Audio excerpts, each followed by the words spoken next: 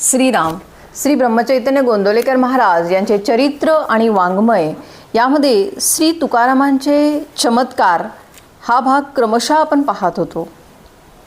आतापर्यंत केलेल्या वर्णनावरून श्री तुकाराम चैतन्य कोण होते याची साधारण कल्पना वाचकांना येईल. 19व्या शतकाच्या उत्तरार्धामध्ये जे ब्रह्मनिष्ठ सत्पुरुष भारतामध्ये होते त्यांच्यापैकीच हा विलक्षण योगीराज एक अतिथोर महात्मा होता. बहुजन समाजावर आईप्रमाणे प्रेम करणारा हा संत बाहेरून जरी कडक दिसला तरी अंतरी इतका प्रेमळ होता की त्यांचे दर्शन घेऊन परत जायला निघालेल्या लोकांना वियोगाच्या दुःखाने रडायला येत असे. जो मनुष्य परमार्थ साधण्यासाठी त्यांच्याकडे येई त्याचा पाया चांगला मजबूत करून मगच त्याच्यावर ते कृपा करीत. म्हणून अशा साधकाला देहाच्या दृष्टीने ते नाना तऱ्हेचे कष्ट करायला लावीत. पुष्कळचे साधक या कष्टांना आणि अपमानाला कंटाळून निघून जात, पण जे थोडे टिकले ते फारच छान तयार झाले. एखाद्या साधकाची परीक्षा करताना तुकामाई त्याला मारसुद्धा देत किंवा शिव्या देत किंवा उपाशी ठेवीत किंवा पाणी भरायला लावीत किंवा हकलून देत.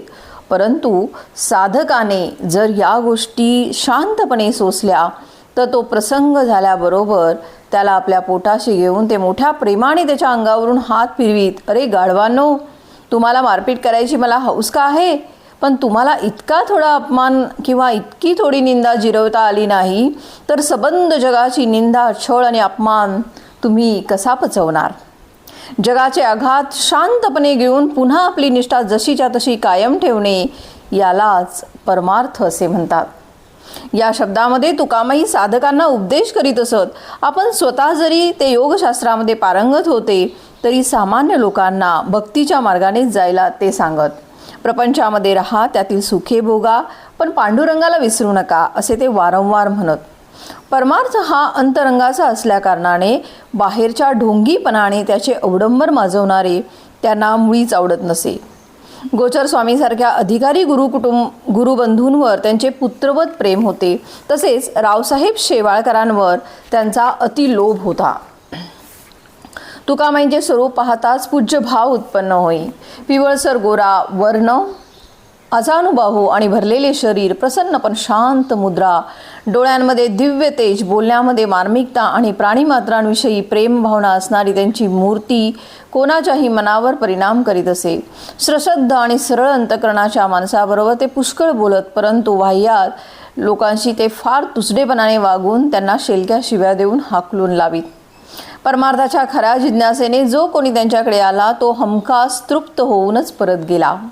श्री तुकामाईंची गुरुपरंपरा स्पष्टपणे नाथपंथांची आहे.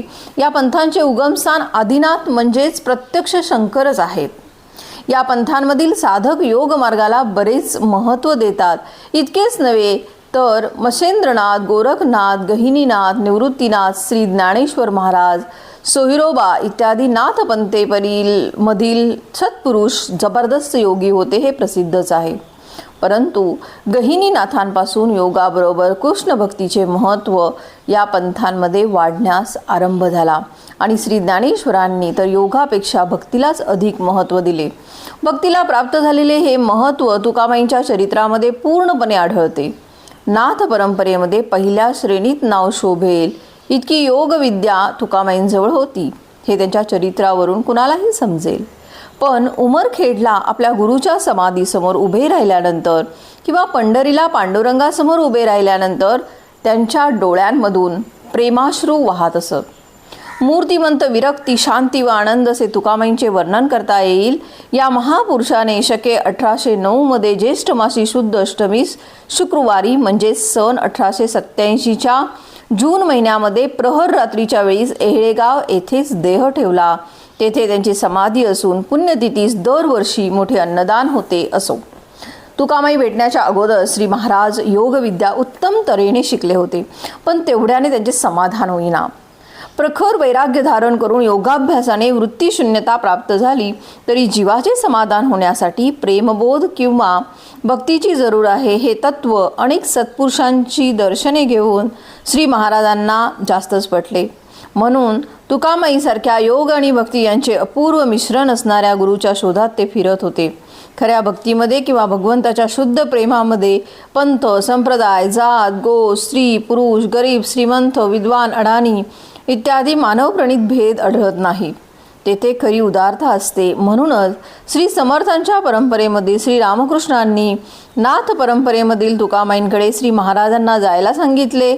तसेच गिरनार पर्वतावर हिंडत असताना श्री महाराजांना एक मोठा देवभक्त भेटला. त्याला साक्षात श्री दत्तात्रयांचा अनुग्रह असून दत्ताशी त्याचा संभाषण होत असे. त्याने श्री महाराजांना दत्त दर्शन करून त्यांना दत्ताची उपासना दिली होती.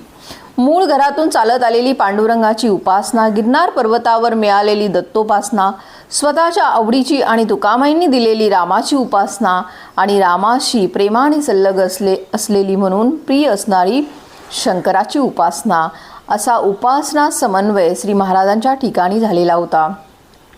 एहळे गावला राहणाऱ्या श्री तुकाराम चैतन्याकडे जायचे असे एकदा ठरवल्यावर ते गाव कुठे आहे याची नीट चौकशी करून श्री महाराज ताबडतोब निघाले. त्या काळी म्हणजे सुमारे इसवी सन 1858-59 साली मोगलाईमध्ये आगगाडी नव्हती आणि पायी प्रवास करण्यासाठी चांगले रस्ते पण नव्हते. म्हणून श्री महाराज प्रथम पैठणला गेले. तेथून औरंगाबादवरून जालन्याला जात असताना त्यांना एका गावी एक योगी आढळला.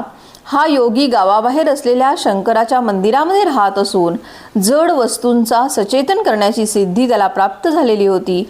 श्री महाराज एक रात्र त्या शिवालयामध्ये वस्तीस राहिले.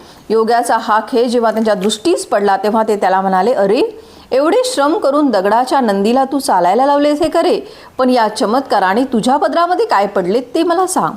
असल्या प्रकाराने तुझे मन शांतता पावणार नाही. हे सगळे सोडून दे आणि तू नामस्मरण कर. त्या योग्याने तसे करण्याचे कबूल केले आणि पुढे बरीच वर्षे गेल्यानंतर तो योगी पुन्हा तसले चमत्कार करू लागला. आणि हे जेव्हा श्री महाराजांच्या कानावर आले तेव्हा श्री महाराजांनी आनंद सागरांना त्यांच्याकडे मुद्दाम पाठवले आणि सिद्धीच्या उपयोगापासून त्याला परावृत्त केले. पुढचा भाग जो आहे श्री तुकामाईंची व श्री महाराजांची भेट, हा आपण पुढील भागामध्ये पाहूया. जय जय रघुवीर समर्थ.